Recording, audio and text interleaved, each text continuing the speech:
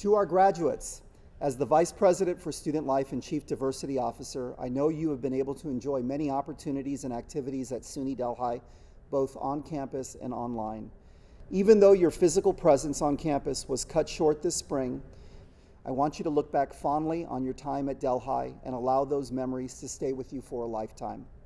From athletics to Greek life, from our diverse clubs and organizations to campus events, community service, dining halls, and residence life, or your online community, thank you for sharing your college journey with us.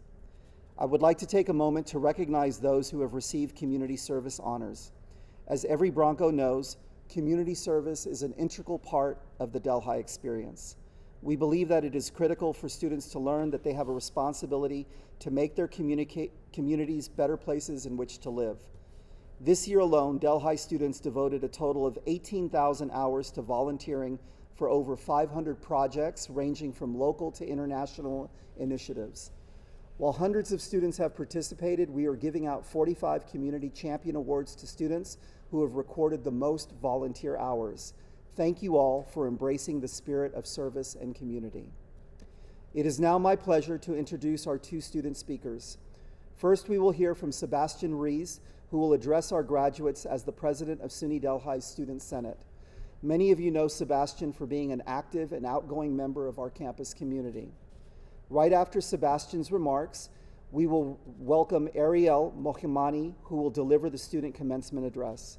Ariel is graduating with a bachelor's degree in mechatronics and is a recipient of the 2020 Chancellor's Award for Student Excellence. Ariel is an outstanding student, peer mentor, and a role model for females in non-traditional careers. She is also an accomplished student athlete and team captain in women's cross country and track and field. First, let's go with Sebastian Rees, the Student Senate President, for his message.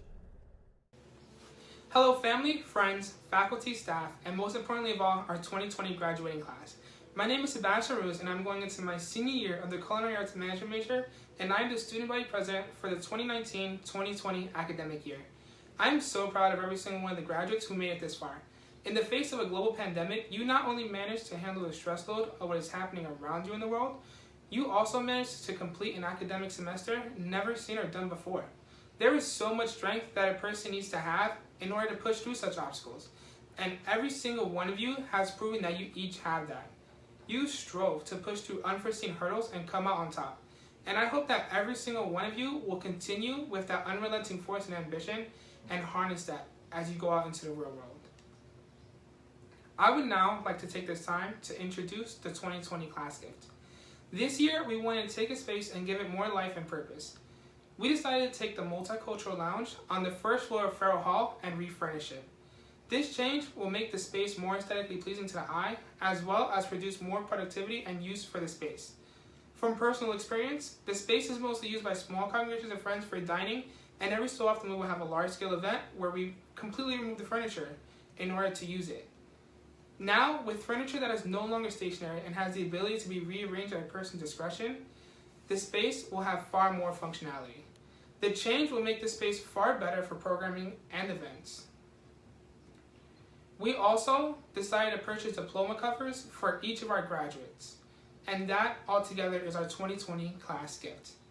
Thank you all for everything you have done at Delhi during your time here, and I look forward to seeing and hearing about all the great things each and every single one of you will do.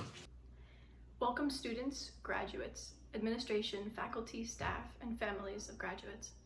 First and foremost, I would like to say congratulations, class of 2020. This year has definitely been a movie, but not exactly the genre that we expected.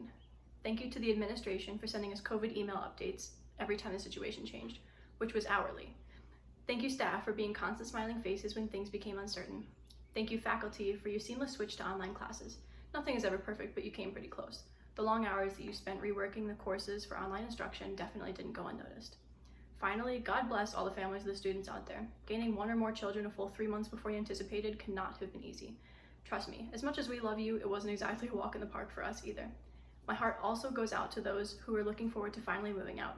Don't worry, your time will come. Consider this a cosmic reminder to enjoy the fact that you don't have to pay all of the bills yet.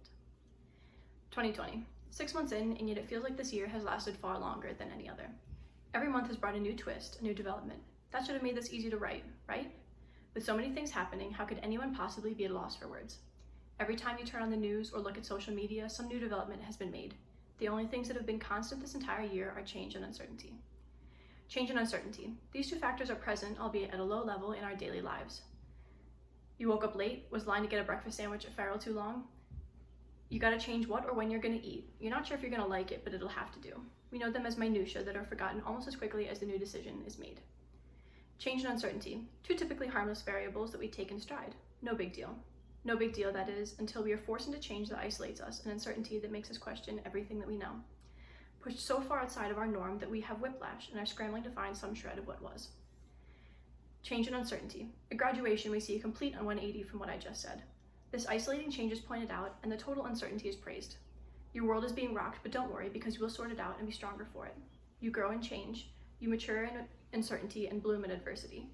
When we celebrate graduations, promotions, and weddings, when we grieve ended relationships and funerals, we acknowledge that things are different and that change is occurring, be it happy or sad, and that uncertainty is going to be present, but it is natural and good. All of these things are seen as milestones, achievements to be reached, and things to be celebrated. These things bring us together to acknowledge what was, but also solidify that regardless of what is to come, we will face it together. How is it, I ask you, that the same change and uncertainty we feel, and are told is good and natural at graduation, becomes frightening or even petrifying when not related to a defined chapter in your life? How is it that as soon as we aren't explicitly told that it's natural, the uncertainty becomes scary? All of a sudden we don't have the tools we were in possession of mere moments ago and are at the mercy of the seemingly lawless, endless time. Every graduation speech has some little note about how you are the future and you can change the world. Well, they're not wrong, it's just especially applicable in our case. Every month of 2020 has brought new change, new uncertainty. Every month of 2020 has been viewed as a burden, another impossible situation. Never once have we been told that this is an opportunity outside of an opportunity to improve your health or to work out at home. I personally have heard the term quarantine glow up too many times. These unprecedented times can be taken at face value, and we can sit there waiting for the next round to come beat us down, or we can choose to look deeper, apply the tools we all have, and see the opportunities presented to us. Furthermore, we are given the unique opportunity to enter the world in its vulnerable state. Not only do we have the knowledge of generations at our fingertips through the internet, but we have the ability to instantly connect with thousands. We have the privilege of living in a time that will undoubtedly be recorded and retold, that we ourselves are recording and will be retelling. We owe it to ourselves to look for the opportunity in the turmoil and take it. We have this unequivocally once-in-a-lifetime chance to really and truly make an impact. You may look at me and ask, what is it that makes me better prepared to attack this opportunity over anyone else? Well, we have been preparing for this change for over the past 4 years, each year growing increasingly independent in anticipation of this moment. Even those who graduated last year have found some stability, be it in their job or relationship, and are not prepared to the point we are for uncertainty. If you look at next year's class, they're prepared for change, but only in a structure they are already familiar with. We are in a time of transition where we naturally must step outside of our comfort zones in order to make progress. We are already prepared for this kind of discomfort, so why not take it one step further? I guarantee that there is at least one thing in your life that would not be there if you had stayed where you were comfortable. A favorite food, a song, or even a person. You became the person you were today by taking small steps outside of your comfort zone, and slowly it grew. You are creating opportunities for yourself in the future by the steps you take outside of that zone today. You are influencing the world you want to live in by the choices you make today. Change and uncertainty form the basis of our existence, yet we find stability and form our comfort zones despite them. Our world has been thrown into a similar situation to what we have been preparing for, so what's stopping us from taking the reins and making change? We the most prepared, we the future. Individually, we are all fully capable of making progress, but together we are capable of making lasting changes in any direction that we choose. I'm challenging you and me, class of 2020, to expand your comfort zone now and never stop. Each and every day, remember that you know more than you think you know, that you have the tools to handle anything life can throw at you. Remember that you have everything you need to be a leader and make progress towards a better tomorrow. Each and every day, you should try to be a little more fearless, and when's a better time to start than today? The world we live in is better than the one of our parents because they took their opportunities to make changes. This is our time to make sure we continue to improve the world around us for all people in all ways, so that we can pass along the change we brought from our uncertainty and prepare the next group to do the same. Thank you and congratulations again.